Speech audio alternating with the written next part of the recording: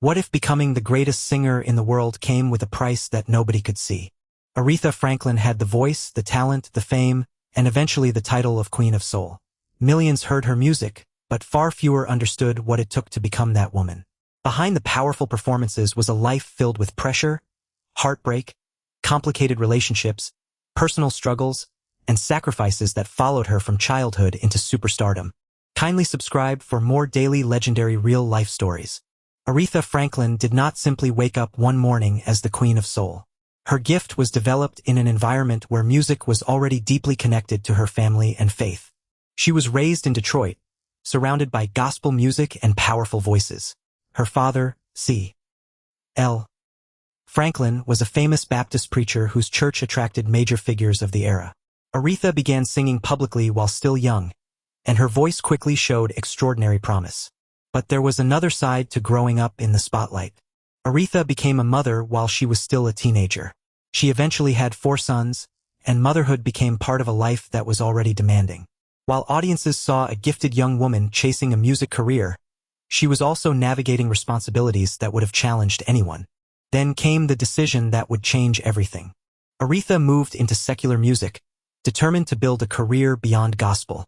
She signed with Columbia Records, but the success she wanted did not immediately arrive.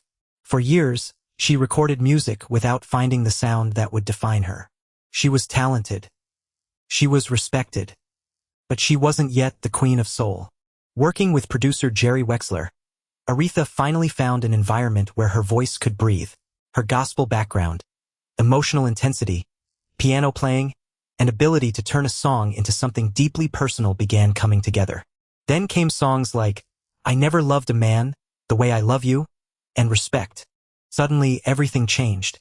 Aretha wasn't simply another singer anymore. She had become a cultural force. Her voice carried confidence, pain, independence, and power. Respect, in particular, became far more than a hit song. It became associated with the changing cultural atmosphere of the late 1960s and helped establish Aretha as a symbol of strength. But success created its own price. The higher Aretha climbed, the more the public wanted from her. Her relationships became complicated. Her personal struggles became harder to separate from her public image. And while she continued producing unforgettable music, the entertainment industry itself was changing around her. The woman who had once dominated the charts found herself fighting to remain relevant in an industry increasingly obsessed with younger stars and changing musical styles. But Aretha refused to disappear. Her career experienced another major revival in the 1980s. She appeared in the Blues Brothers, released successful music, and introduced her extraordinary voice to a new generation. Yet even after returning to the top, her personal life remained complicated. Aretha guarded much of her private world carefully. She rarely allowed the public to completely understand what was happening behind the curtain. That mystery became part of her legend. And perhaps that was necessary, because Aretha Franklin's story was never just about the songs. It was about a woman who experienced adulthood and responsibility unusually early, fought through professional disappointments, endured personal pain, and still found a way to transform those experiences into music. Her voice sounded powerful because she understood emotion. She knew joy. She knew disappointment. She knew loss. And she knew what it meant to demand respect. That may be the real reason her music lasted. Aretha wasn't singing from a perfect life. By the time she became an internationally recognized legend, the title Queen of Soul represented much more than vocal ability.